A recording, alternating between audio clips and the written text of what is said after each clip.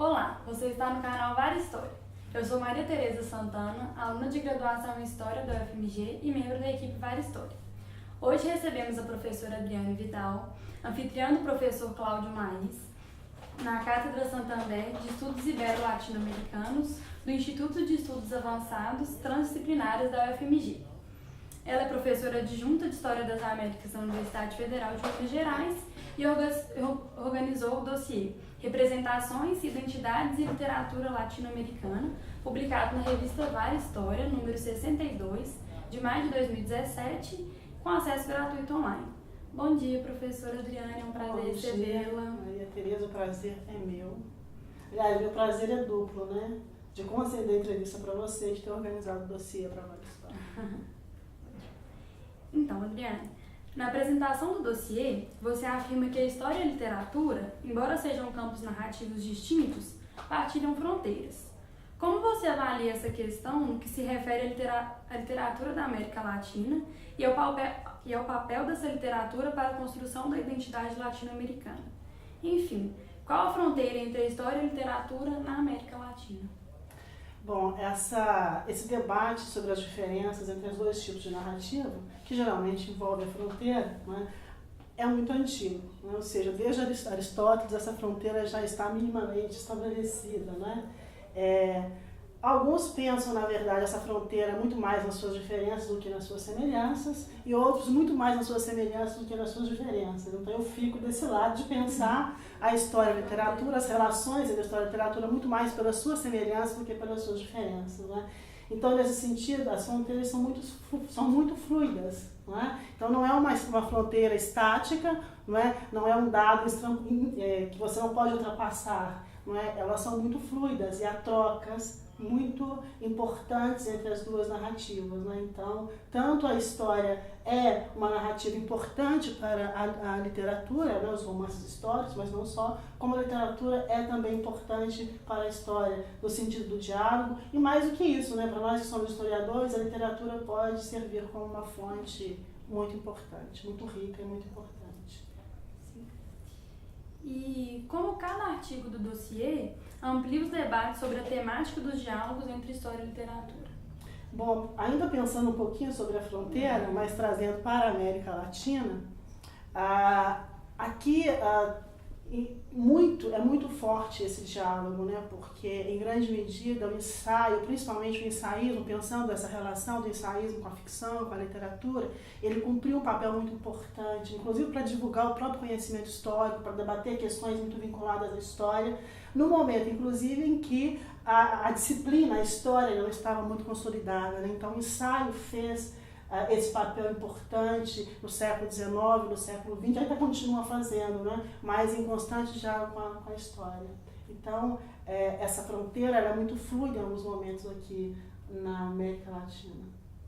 E para pensar a identidade e literatura, é talvez um dos temas mais importantes quando se pensa essa relação entre história e literatura. Não o único, né? Mas um dos mais importantes. Porque a identidade ou as identidades, né, sempre foram temas da literatura, do ensaio, do conto, do romance. Então, desde o século XIX, por exemplo, né, pensando na geração de 1837 na Argentina, mas não só, já se pensa as identidades nacionais por meio da literatura, pensando aqui no Brasil, a geração de 1870, de fins, né, do século XIX, um pouco antes o próprio José de Alencar, que pensa muito a identidade por meio da literatura.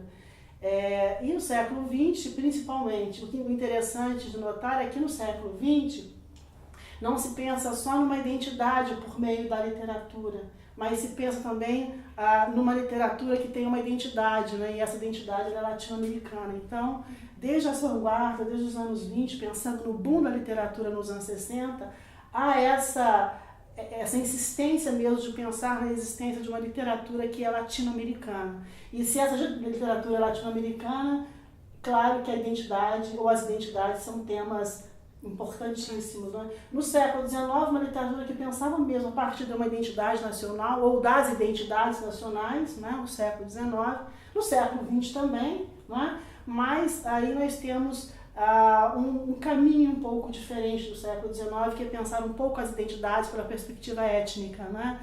principalmente. Então, eu me refiro a autores importantes que vão fazer isso no início do século XX, já nos anos 30, como o Miguel Astúrias, por exemplo, né, um guatemalteco importante. Eu penso também num peruano não menos importante, que é o José Maria Arguedas, que vai pensar uma identidade indígena para o Peru.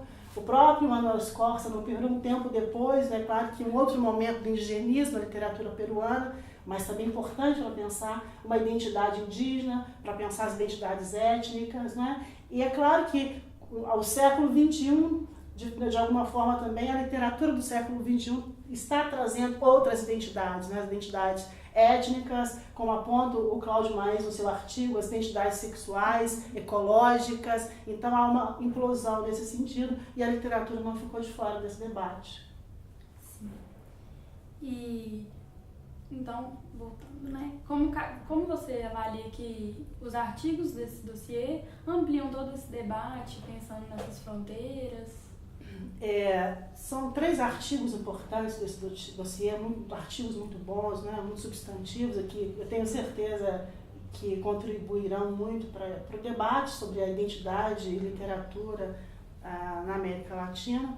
O artigo do Cláudio Maes, que abre o dossiê, né, no qual ele entra exatamente nessa questão de discutir as identidades a partir das expressões literárias do século XIX ao século XXI, né? Então, é uma contribuição efetiva sobre isso, inclusive fazendo e traçando algumas diferenças, alguns paralelos entre esse período longo no qual ele trabalha.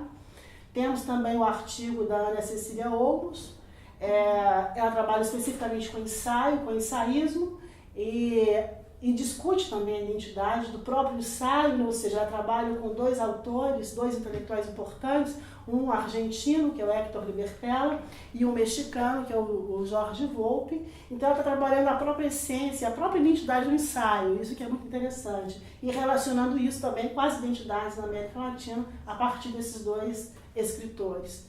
E o texto do Júlio Pimentel, não é?